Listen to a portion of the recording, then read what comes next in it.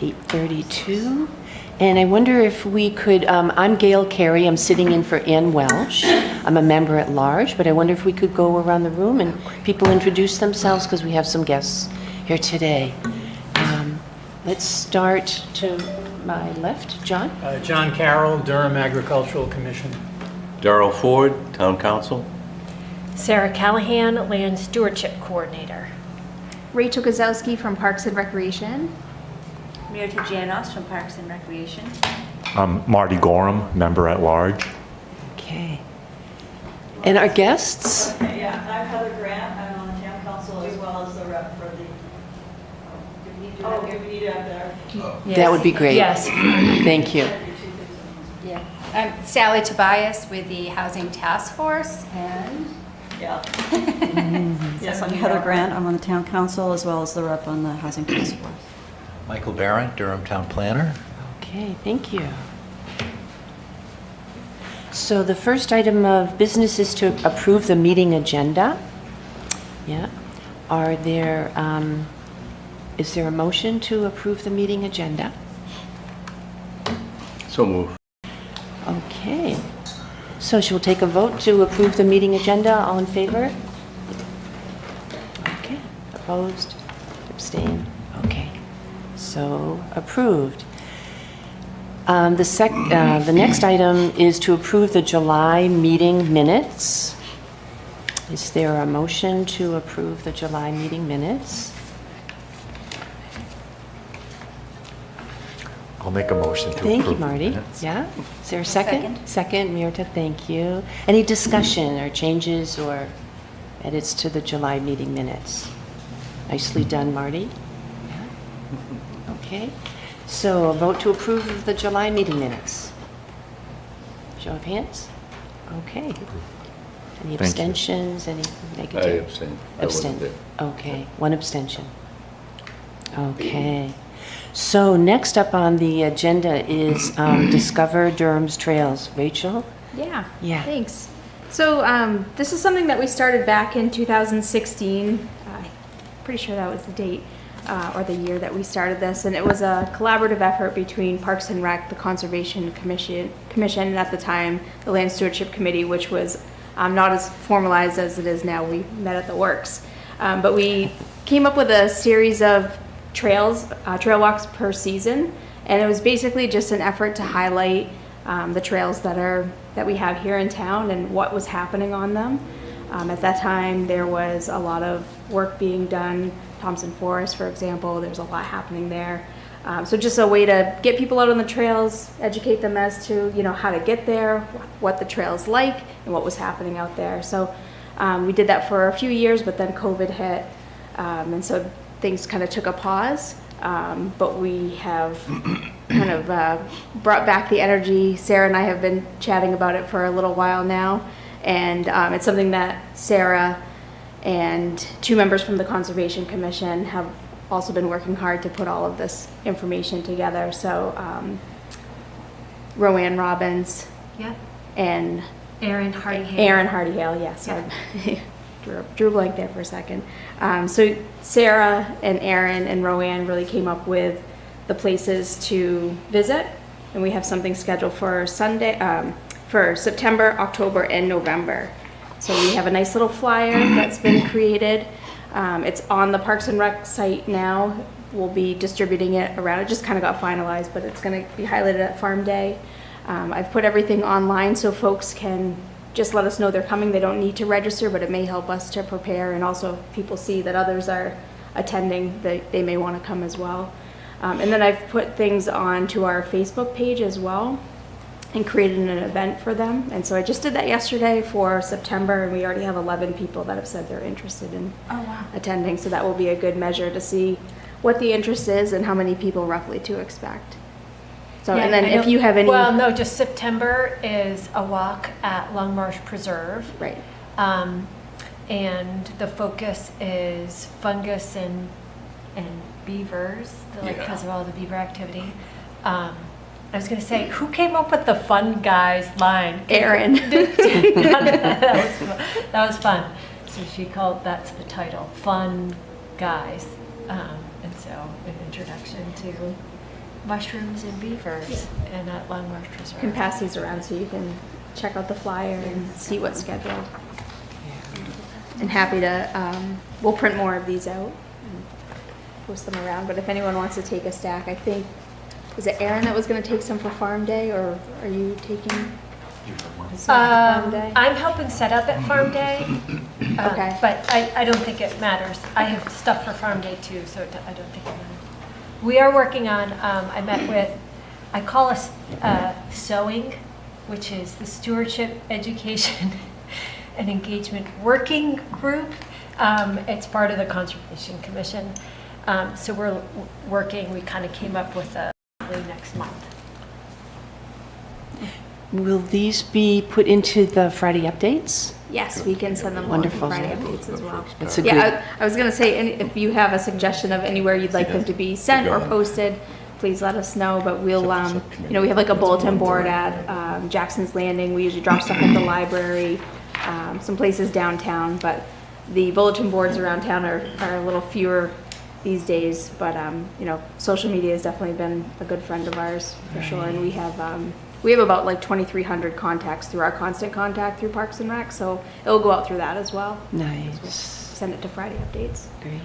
Yeah, it's a good vehicle. I love how you have themes for the Yeah, it's, walks. That's a great idea. Sarah Rowan and Aaron really did a nice job coming up with the places to visit and what the themes were. Yeah, good. As I know from our stewarding our lands working group, when we did surveys, some of the feedback we got was from people were, oh, I didn't know these other trails existed. How do I find out about them? So this is another method for like just showing people, yeah, here are trails and come join us. Great. Okay, That's it thank for you, me. Rachel. Yeah, Anything you're else? That's it? Nope, that's it. Okay, wonderful. So moving along, we have a housing presentation by the Durham Housing Task Force. We're visiting us today. Okay. Sally? You know you're going to say something.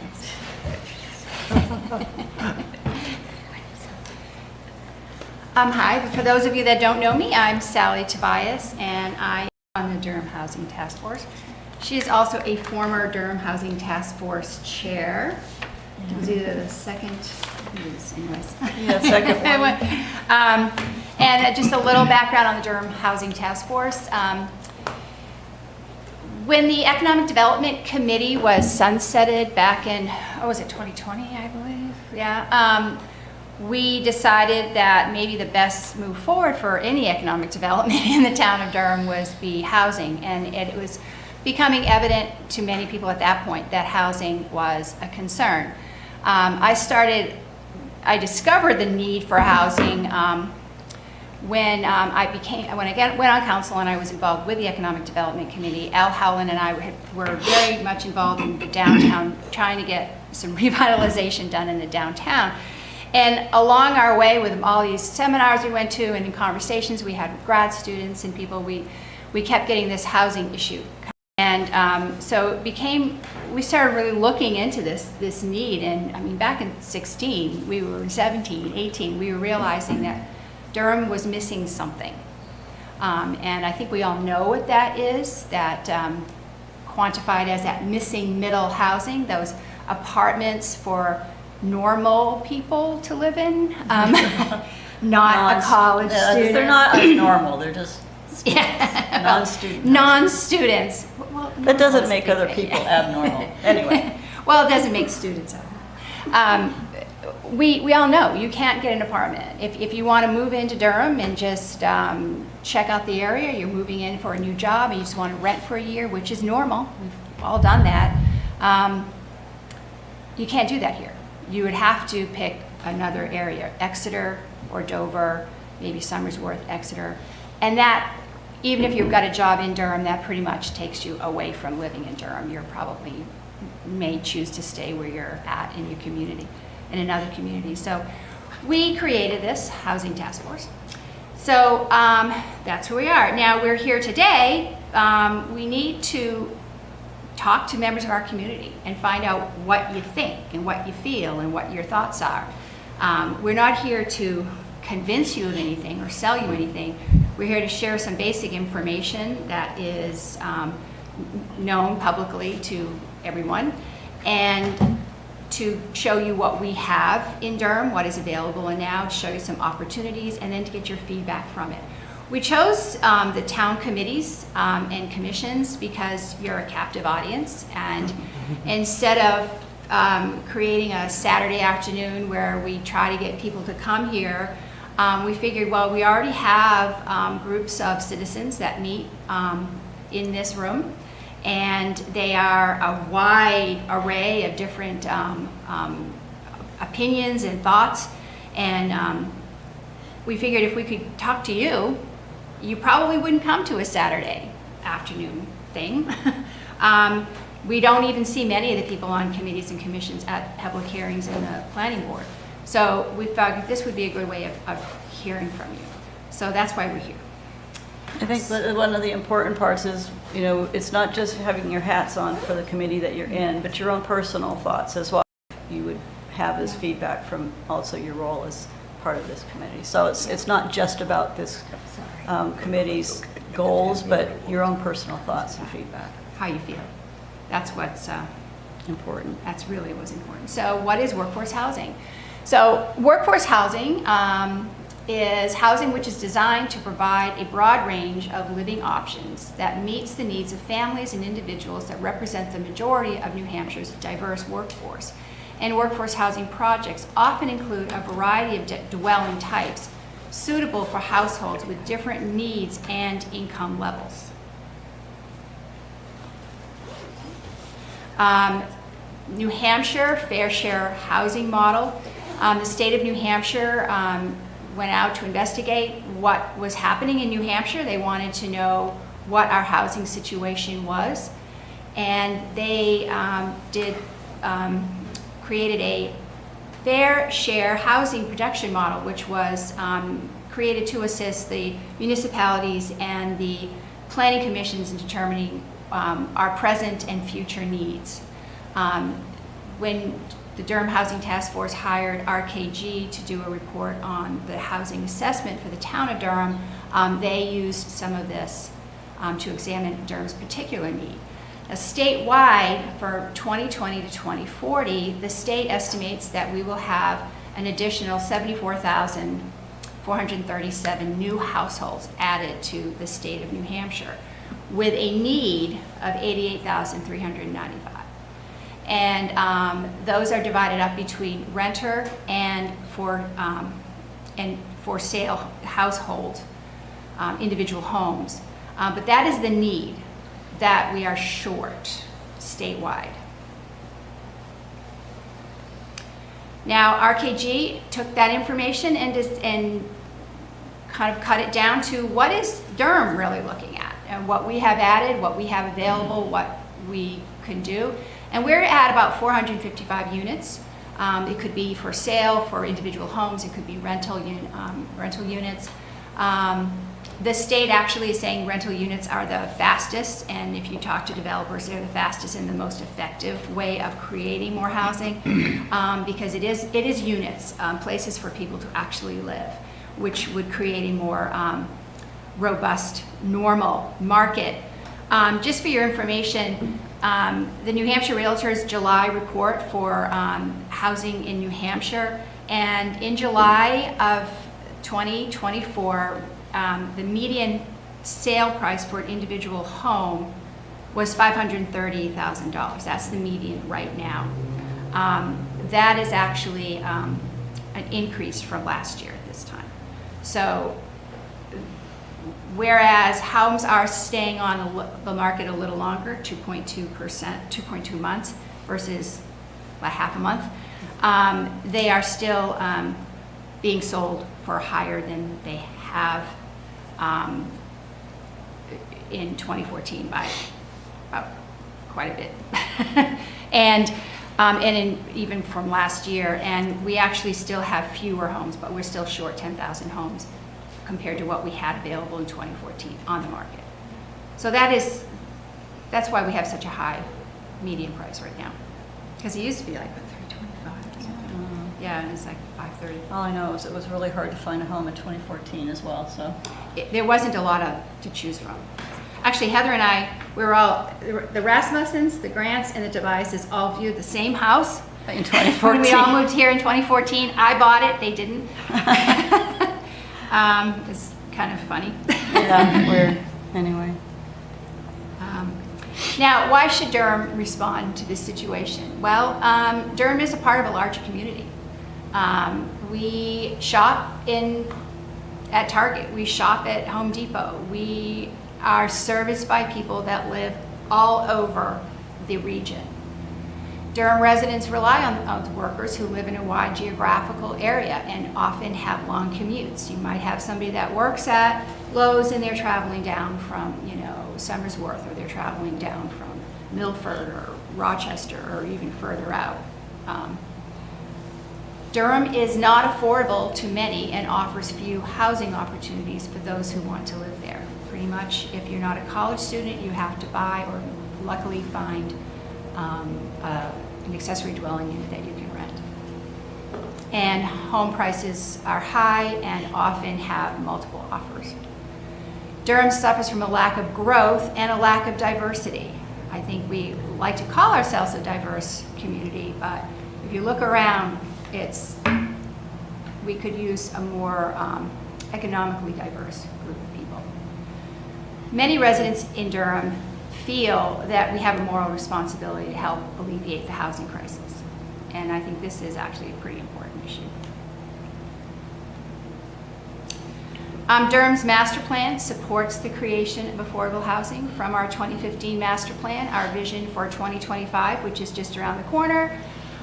Durham provides affordable housing opportunities in safe, healthy, and dynamic neighborhoods for working families, the elderly, professionals of all ages, retirees, and students.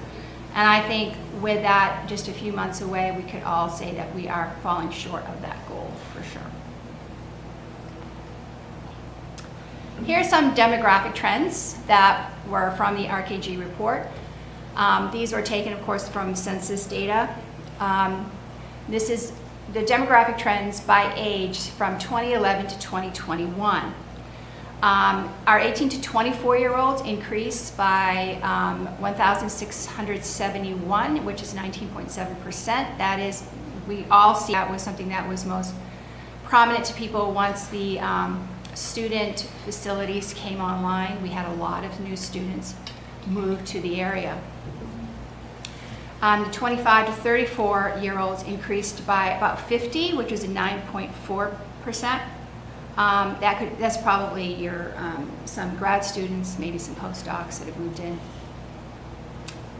maybe some adults that haven't left. I have 3 adults that haven't left our house yet in that age group.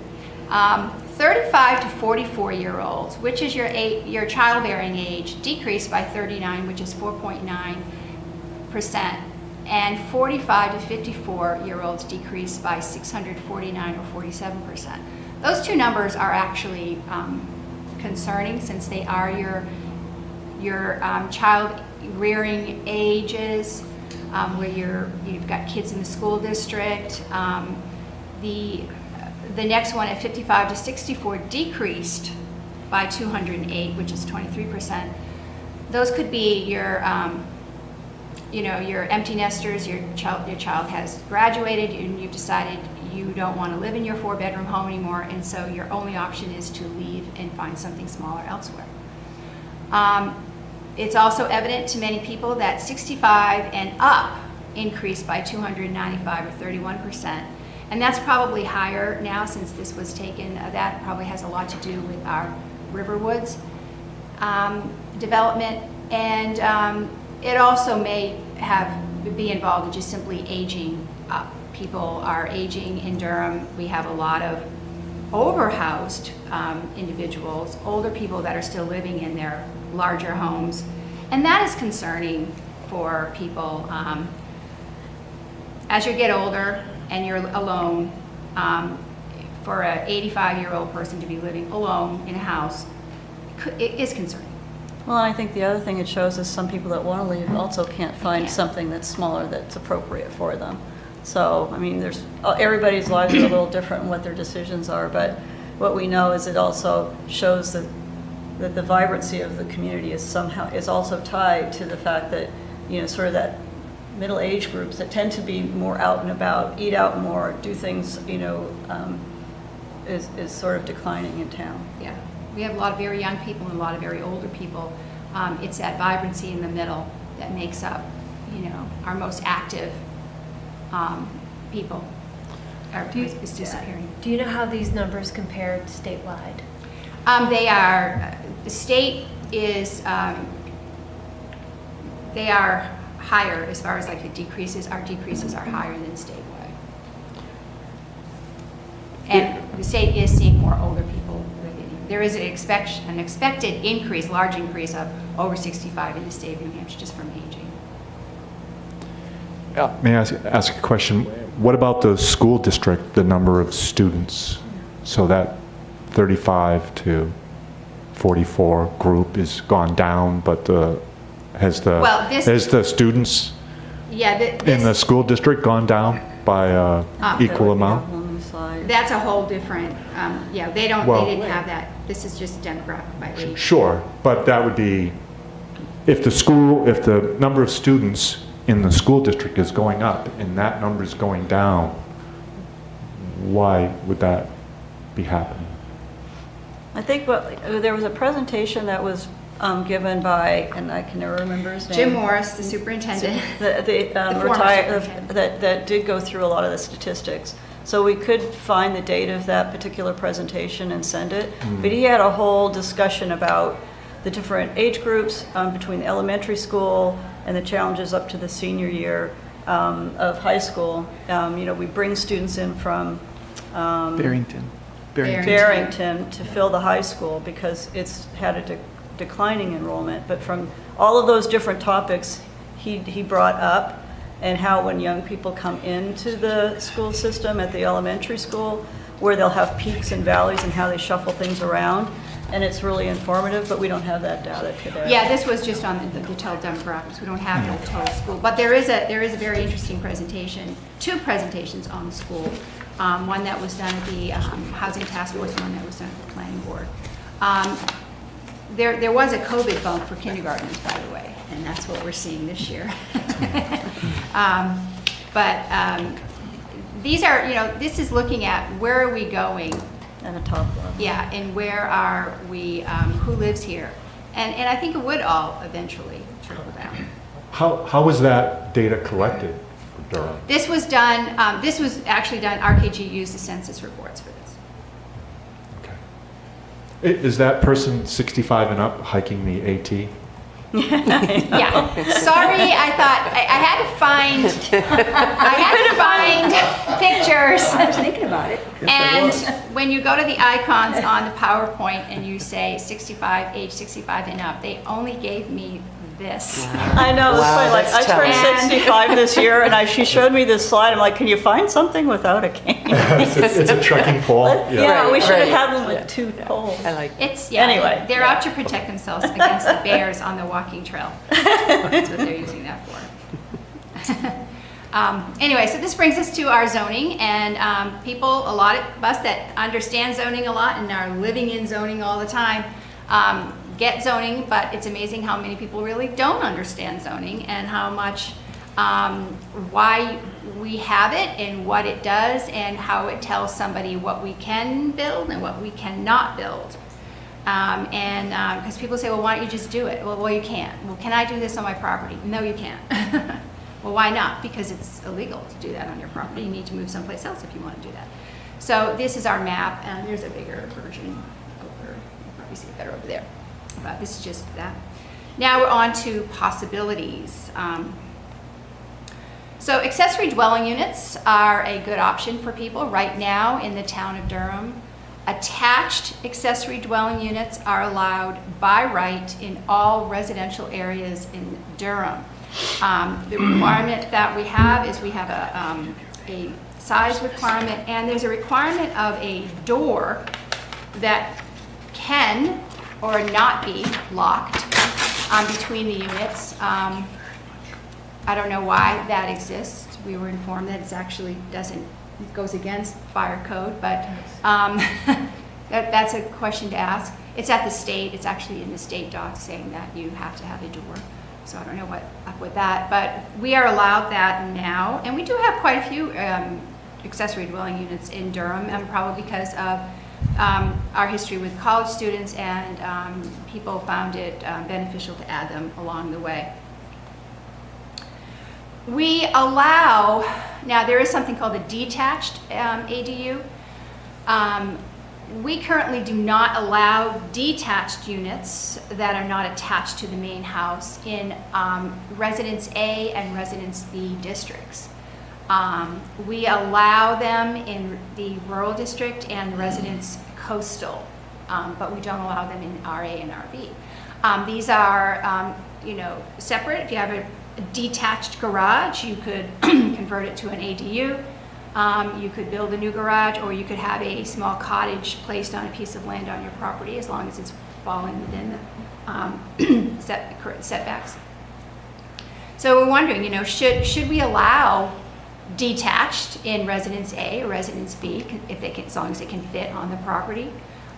Should two be allowed? Should two ADU units be allowed in R or RC, a detached and an attached? And what conditions are presently not allowed anywhere except for senior housing developments in Durham? Duplexes are a large concern for many people in Durham because of the experience that Durham has had with duplexes. I think we all know the story of Code Drive. We all know the story of Young Drive. Young Drive, by the way, has now rules in place saying that if you own that condominium, one of those townhouses over there or duplexes over there, you have to live there. You can't just rent it out to somebody. So the Young Drive neighborhood has changed dramatically. The Code Drive, there are some people that are, some student developments that are, or some student residents that are moving out, but I think it might be worth, I don't know, in my opinion, it might be worth reevaluating duplexes. They are a great way of creating dense housing. Denser housing is often less expensive housing, so what do you think about that? Here are some pictures of it. I think these are new ideas for what duplexes can look like. Duplexes have been around for a long time. Here's some historical older homes. We can't, you can't go into Dover or Somersworth or even Exeter and not see some of these buildings. It was common back in the day to build what you needed, where you needed it. And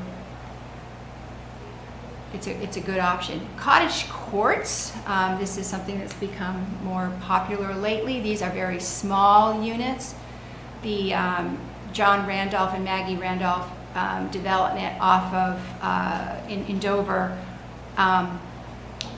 is based on that cottage court design. They are small, denser units that are gathered around a common courtyard. It's a great community feel. Would they fit into Durham, and where? Right now, we don't really allow them anywhere, or that kind of, we don't have zoning that would allow them, something like this. Where would it be? Could it be in the Residence A? Could it be in Residence B? We certainly could make use of it in rural and RC. And then the much maligned multifamily residential. Presently, it is not allowed anywhere in Durham except for senior housing, with the exception of mixed use downtown. But just the multifamily residential unit, should we allow this? Again, this is, the picture on the left shows a newer building, and the one is at least, I would say probably at least 3 homes in there. This is something to think about, and there are concerns that go with this. I know people have about student population, but there are answers to that concern. There's some more pictures of some multifamily housing, some more, kind of the one on the left is more kind of a 70s feel. The one on the right is what you are often seeing built in some of the larger developments now. It's just, it's architectural style. Right now, the conservation subdivision. Presently, that is the primary form of residential subdivision in the community. It has a calculation, I'm not really going to go through it, but it's a calculation of how you take out the non-usable land, and then you take the usable land and you still divide that down, and you can end up with some disturbing a piece of land for just 15 houses. Common open space still takes up usable land.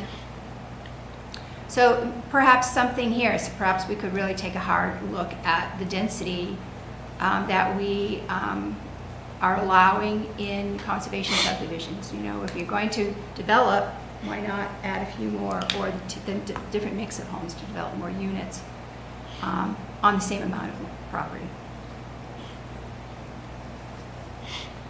Single-family home density, we have very low density for single-family homes. We have a lot of large yards. The rural zone minimum lot is 3.5 acres. Could that be less? Residence B is just under 1 acre. Could that be less? Resident A is about 1/2 an acre. And it's a pretty dense area. So those are things to take into consideration. Graded density and infill. If we increase density, where could we increase it? Infill is a really great opportunity to add more housing where we already have housing. The picture on the left shows, again, older buildings. It was common to make use of the land, especially in more closer to downtown. Those are very closed homes, and they've been there for a while. They're older homes. The ones on the right-hand side are new developments in Dover that were built on single-family property, where the owner of the property subdivided his property and created more housing. So Heather, you have some more. You were actually... Well, yeah, so I think the interesting part here is instead of tearing down existing homes, the lots that were subdivided, on the top, the White House is an existing home that was on a large corner lot. And it went from having one house to having the one on the left that's almost finished. It actually doesn't have the green anymore. It's actually got the siding on it now. And there's actually another one behind. And then the bottom one is there's a home on the right at the very front that you're just seeing half of it. That's a home from the 1930s. And the very tip of a White House on the other side is also sort of 1920s, 1930s. And they put a road between the two homes, and they built 6 homes on the properties at the back. So their lots in that particular area are very long and narrow in length. And other areas are like a corner home with a huge amount of streetscape along like a backyard. So there's a lot of infill that's going on larger lots, and providing housing that actually then sort of is very cohesive to the neighborhood. The homes that were built in the bottom, the 6, are very in tune to the existing homes from that neighborhood. But where we've had larger lots, if you have the right type of lot, there's a lot of potential for an infill project where you're allowing for a little more density in the neighborhoods, and that allows you to just have more of the single-family home feel, but without the big yards. And that's popular in the age group where there isn't as much want for the big yards and so not to mention it's much more cost effective. So there's a lot of this kind of activity going on. Housing development just next door to that, again, where they fixed up an older home that had been vacated. They fixed that home up, but then utilized the land behind for an infill project. And you have to go around and try and imagine if anybody would want to do that in town. And I think that some lots you could, and some might be more landlocked, but it's a potential. And I think it comes with taking something that's, a 1 acre lot and maybe being able to make it, less than maybe a 1/4 of an acre lot. So it's an idea, and it's just an idea for infill of single-family homes. So I think it just brings some inspiration of what could be if you were trying to increase. And it's obviously up to the homeowner if it's something they're comfortable with. But I think it has a potential for a different idea for our town. Yeah, creating homes.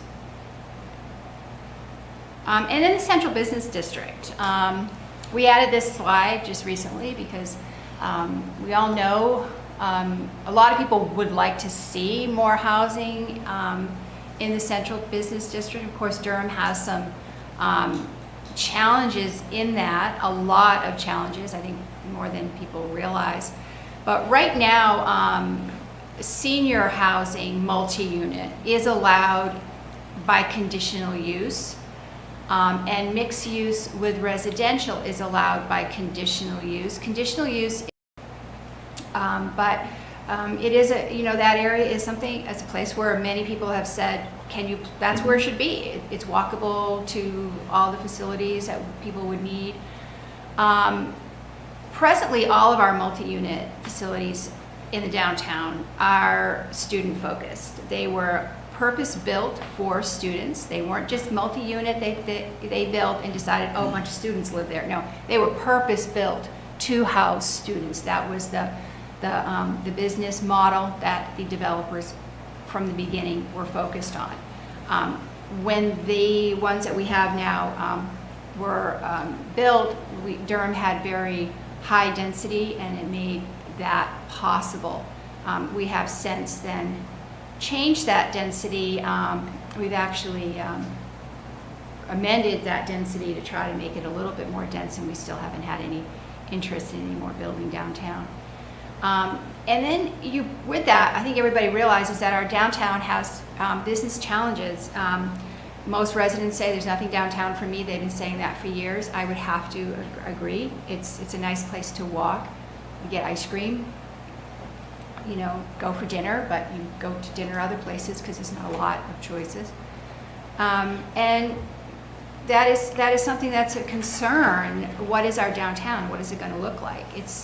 We've had some new businesses move in, and it's kind of reverting back to that convenient store, pizza downtown. COVID moved quite a few businesses out of our downtown. So it's in need of some vibrancy. So how do we get that? And how do we bring adults into the downtown? How do we do that?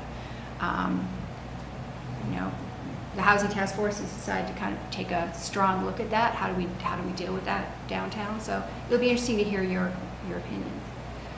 So that brings us to the end. Final thoughts now. Do you have anybody? Thoughts and opinions? We could go around, or you just throw them out. This was great. Thank you. I'd say D, all of the above. Is that how you passed calculus? Well, I don't think that's multi. A, B, C, or D. Which is the answer, A, B, C, or D? All of the above. Yeah. I mean, I think they're all options. I just think they need to have their place within town identified. And I know that that's what the zoning covers in part, but so, for me, I always look at this about like how does this proposed housing, how do you balance that with some of these like core conservation focus areas that from a natural resources perspective that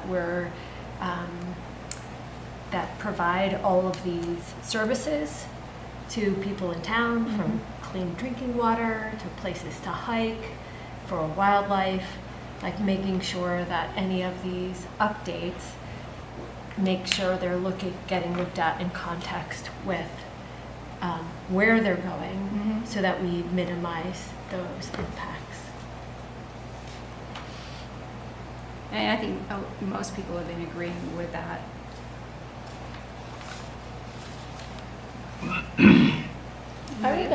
So you showed, like the various types of housing options potential. And when you drive around to like Dover, Portsmouth, you see a lot of those developments being built. Do you have a sense of like which model of housing maybe is most popular or meets the most needs of the age brackets that you had in red there? The reality is all kinds. You do need all kinds. You don't want just one. But multifamily that could involve duplexes, triplexes, fourplexes, even that 8-plex garden style where you walk in and there's about eight units. The multifamily is creates the most density and actually is the most energy efficient. And I don't know if it would be appropriate in Residence A or something like that, but a duplex maybe could be more appropriate in A. Multifamily is something many developers are becoming aware is the easiest to build and gives us the most bang for their buck and creates housing quicker for people. It's also a missing portion of our whole housing or dwelling stock. Just in our region in general, the vacancy rate is basically nil in like an apartment type of dwelling unit. It's still less than 1%. It's less than 1%. And, that is sort of a step before home ownership too. And when you're struggling to even find an apartment and it's a step that we really need to contribute to in terms of shortage. But again, what fits, and I think that says the same thing, is, what kinds of units fit in what kind of areas. And I think we need a mix of all of it, yes, but the whole rental scheme is a real challenge in Durham for working adults. Right. And I think that because of the fear of the student housing, we ended up with supplementing our senior housing, but at the debate that we're not really doing as good a job for seniors. Over 65 housing, there's actually a shortage for older people. We got to, in Durham, we seem to think, well, everybody just go to Riverwoods. Well, there's a lot of people that it's just not even, that's just a fantasy. There's just no way they would ever be able to get into Riverwoods. And I think if you start to really pay attention and you go out to the stores and you start to realize who's servicing you, you'll see older people that are maybe working part-time jobs to supplement their incomes. Not everybody was, a high-paid worker. There were a lot of people that worked, minimum wage jobs all their lives and have very small incomes now. And we do have some fixed income units in Durham, and we have some wealthy units in Durham, but we don't have options for a lot of people that really could benefit. And we do have some successful models of that in Durham, and I didn't know if the task force has talked about those at all. Oh yeah, they would be considered the multi-family type of situation. They could also be a cottage cluster type of situation.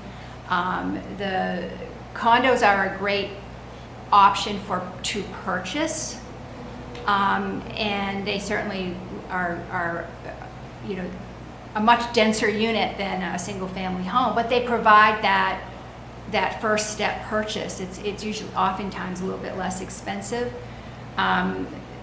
With condos, the town could, in various situations, require that the owner live on the premises and not rent in condo associations. You see that in some condo associations, some mobile home situations where the owner of the unit is allowed to rent or not, and those are in the condo docs, and it's common. And the Durham could support something where if you're the owner, you live there, and to help relay some of the fear that it would just become a student facility. We would have to have those protections in place, but condos are a great option. Yeah, you're talking about the Durham Woods. Is that the one that's across? Yeah. Right? Yeah, that's a beautiful It's a nice community. unit, so, yeah. And that's from, I think, built like in the mid '80s about.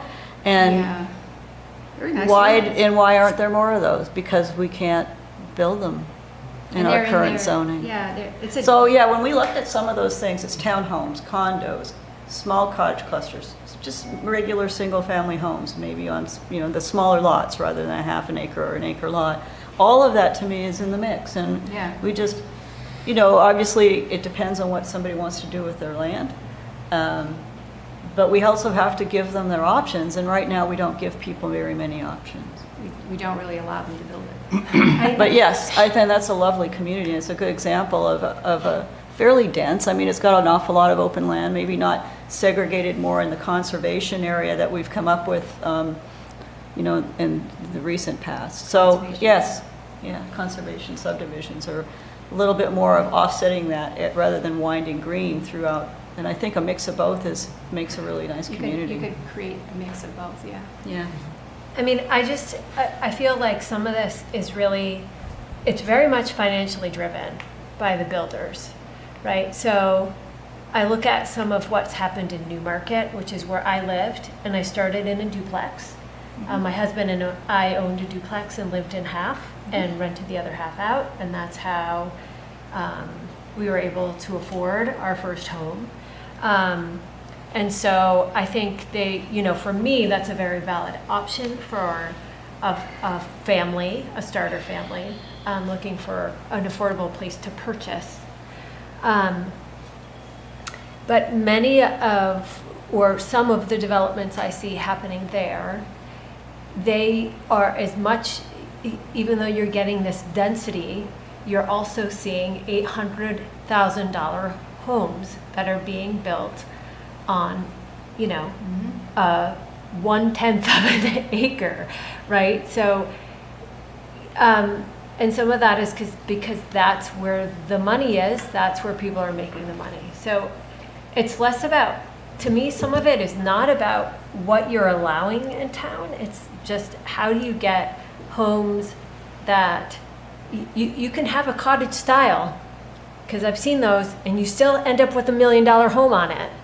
So how do you promote a home that is financially reasonable for somebody to purchase? And you know, I don't work in development, but you know, that I think is more of the challenge, and I'm not sure what you're doing actually addresses that. Well, there is a reality to building. It's expensive to build. It's not that they're saying, I want to build $1 million homes, so they just go out and pay, you know, a house that really is worth $100,000 and sell it for, you know, $1 million. The price of the homes are set by the cost to build them. And new builds are expensive. And that's why you have to be very thoughtful in building things that are going to be more or less expensive.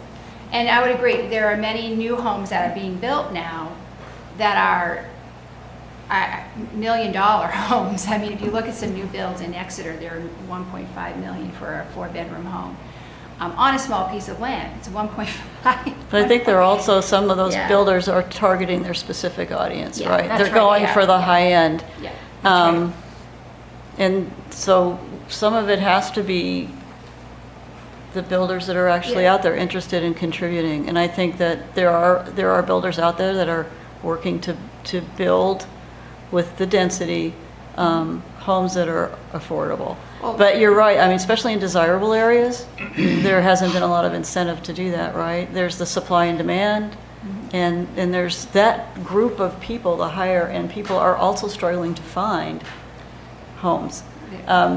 So there's a And- whole mix of challenges that are just smashing together. Yeah, and the reality too is they may be building just single-family homes because they're not allowed to build multifamily homes. They're not allowed to build duplexes. They're not allowed to build a fourplex. It just depends on what the zoning is. And so it's about encouraging, creating zoning that encourages these different options. But when it comes right down to it, you know, people that own the property get to build within the zone, you know, what is available. There are also some newer builds that are duplexes and threeplexes that are selling at a much, there's $649 is considered a deal, you know, but when our median is $530,000, we're looking at high-end homes in this area. You know, 1 out of 5 houses in July were listed at $1 million, and that's because of inventory and cost. But yeah, I think that is the balance that we have to strike. You know, in the workforce housing amendment that is on tonight, the planning board has been working on, is that public hearing is tonight. We had a lot of discussions as to what kind of housing we would want to be built if we were going to create this amendment. What kind of housing did we want to encourage? And we knew that we did not want to encourage a particular amendment for an overlay district, which is focused on